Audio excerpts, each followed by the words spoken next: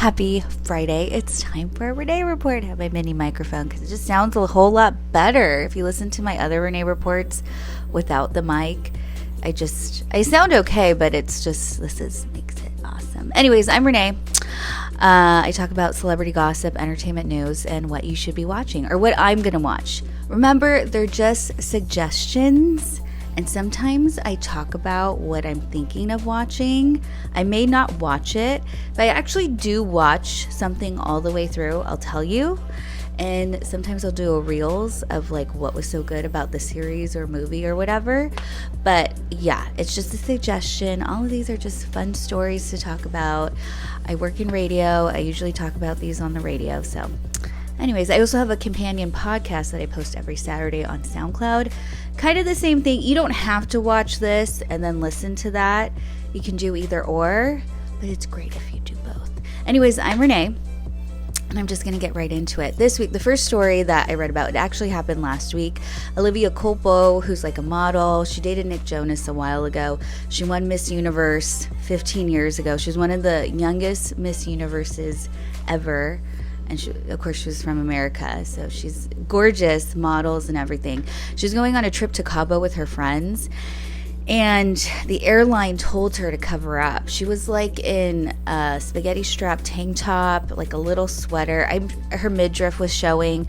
I'm sure it was due to COVID protocol, so she covered up, but her whole trip in Cabo, she was just kind of making up, like, am I dressed appropriately?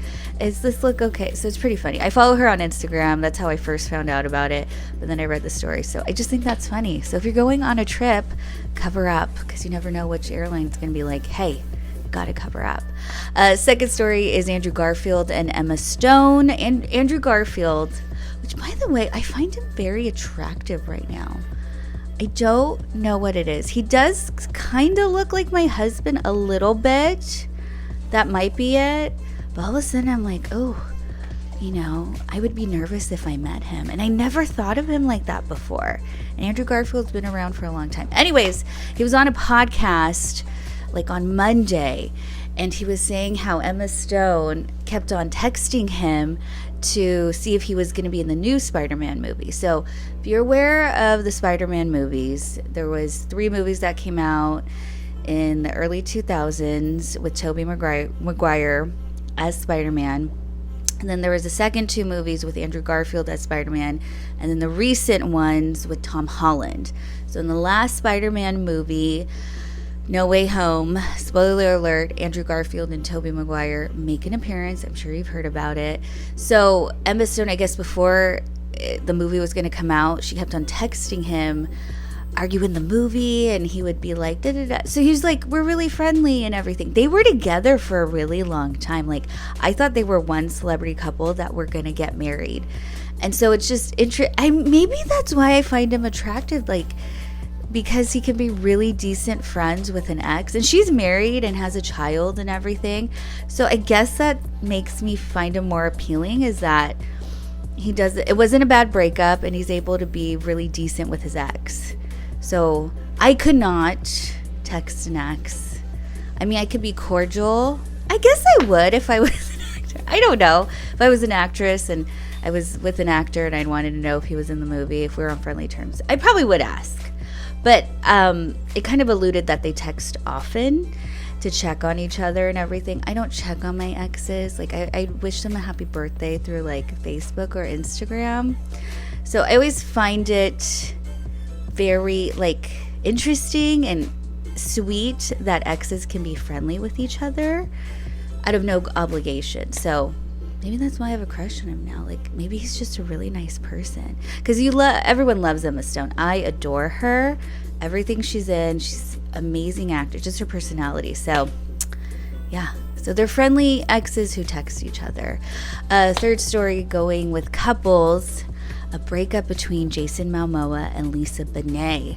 Oh my gosh, they've been together for 16 years, but I don't think they've been married that long. They have 2 kids together.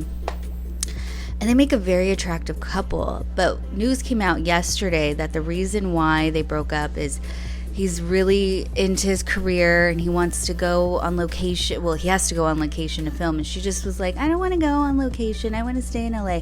She's a few years older than him. I think like 10 years older. She's somewhat older than him. And I'm sure she's at a time in her life where it's like, I just want to stay home. She's really into health and wellness. So they were growing apart for a while. It was a very amicable breakup. Friendly exes. She's really friendly with her ex-husband, Lenny Kravitz. So I'm pretty sure they're going to be pretty friendly. No animosity. I mean, you hear a lot of breakups where people are just hating each other and they can never be in the same room with each other. If they see them coming, they run away. So it's just nice to hear stories of exes who can be decent to each other. I don't think I have an ex that would be mean to me. I mean, I haven't really had a lot of boyfriends or someone I dated. I don't know. I've been with my husband for so long. I don't know. Anyways, that's always nice to hear. On to what to watch. So I finished the season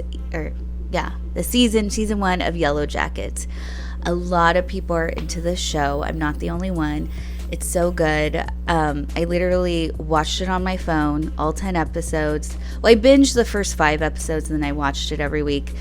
If you have not seen the show, you got to watch it. I think with me, I'm so obsessed with the show because it's like scary and weird, but like there's some heart to it. And these writers really did their research with like Easter eggs. Like I'm rewatching the season because I've read stories of like you missed something was a clue for something else that happened in another episode.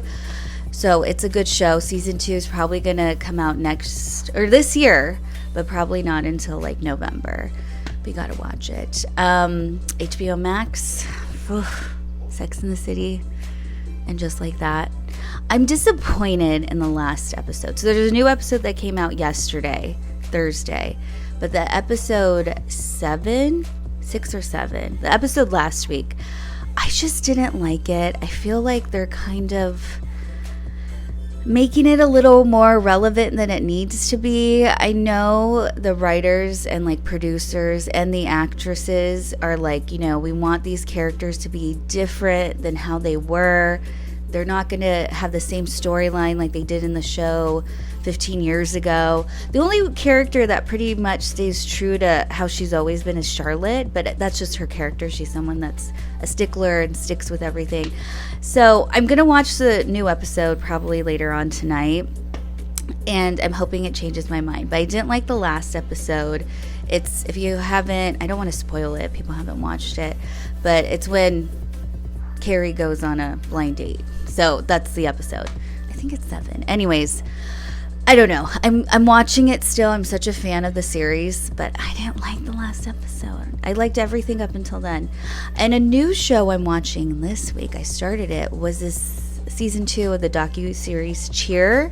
Did you see the first season? I feel like it came out 2 years ago, and I think it did. And I just like when any series or docu-series or documentary, they start you off with the bad news and then they go backwards. So if you don't know what I'm talking about, a quick synopsis of the series Cheer. It's about Navarro College. It's a junior college in Texas, and they have an awesome cheer team, and they're always winning, and they're all about winning. The first season was all about they would go and interview some of the players. They're not players. The cheerleaders. They're cheerleaders. And one of the people they like followed along the cameras was this guy Jerry. Well, he got arrested for basically sending explicit Snapchats to younger guys, and he got arrested. So they start out the first episode with kind of talking about, and then they go backwards because I think this all came out while they were filming. And I love when you hear like, it's like Real Housewives with Erica Girardi. Like, you read the story, and then when the series comes back, they like backtrack to it. So it's good so far. I've only seen the first episode, and that's all I'm really watching this week is And Just Like That and Cheer. And that's about it. It's a quick Renee report. Listen to my podcast if you get a chance. I'm going to drop it tomorrow. It's always a little different. My podcast, it's the Renee Report Unedited, but I never edit anything, so whatever. It's just a name for it. I always add a little bit more details or don't say as much in the podcast. Watch this, listen to both, either or, whatever you want to do. thank everybody for watching or listening, and I hope you have a great weekend.